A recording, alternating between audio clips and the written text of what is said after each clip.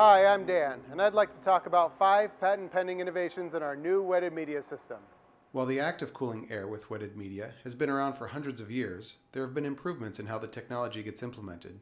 And while the technology is simple, we have engineered a wetted media system that employs 5 patent pending innovations: temperature control, individual staged dry out modes, multiple pumps that run only when needed, a power flush drain pump that also provides constant circulation, our most innovative pending patent of all, cycles of concentration control. Not something we're patenting, but still worth mentioning. Our wetted media system is very easy to assemble. All you have to do is assemble the frame and hang the media cassettes in the frame. Our design includes slots for precise cassette placement. The temperature control optimizes uptime and cooling effectiveness. The media must be dried out daily to prevent organisms from growing in the media. When a stage of the system enters dry out mode, our controller monitors temperature both upstream and downstream of that stage.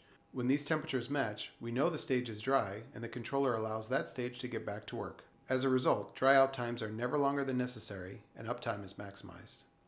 Our wetted media system is able to cool constantly. We accomplish this with individual staged dry out modes. By building multiple, separately controlled stages into the system, we can dry out one stage while the remaining stage or stages are evaporating water and cooling the air. The third patent we are pursuing is for multiple pumps that run only when needed. Compared to one large pump, having one pump per stage allows us to use smaller pumps that run less frequently and use less energy when they're running. This also provides built-in redundancy. Our power flush drain pump is yet another idea worth patenting. Besides constantly circulating water through the UV germicidal system, this pump keeps debris constantly moving and in suspension before being directed by a jet of water to the drain. And finally, cycles of concentration control. Steve's a chemist. I'll let him explain this one. Hi, my name is Steve. I want to take the next couple of moments to talk to you about cycles of concentration and how that may provide optimal performance in wetted media systems. First, let's look at what a cycle of concentration is. Think back into your high school chemistry days. If you took a beaker of hard water, you will know that inside that hard water there's solids, scale-forming solids. If you evaporate that water down, those solids do not evaporate, they concentrate. So, for example, if you took the volume of water and evaporated half of it down, the concentration of solids that remains in the half of the volume is twice.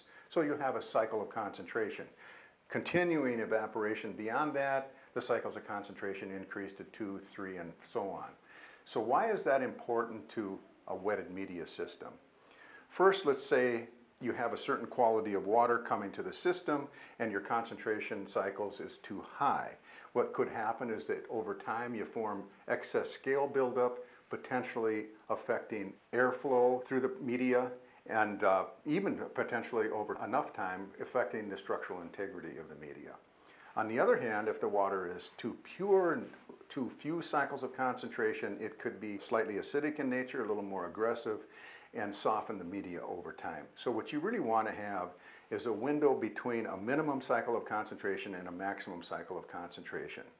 Once that's done, that gets put into the software, and the software, understanding the usage of the water, then manages the drain cycles such that those cycles of concentration are maintained for optimal performance in the wetted media system.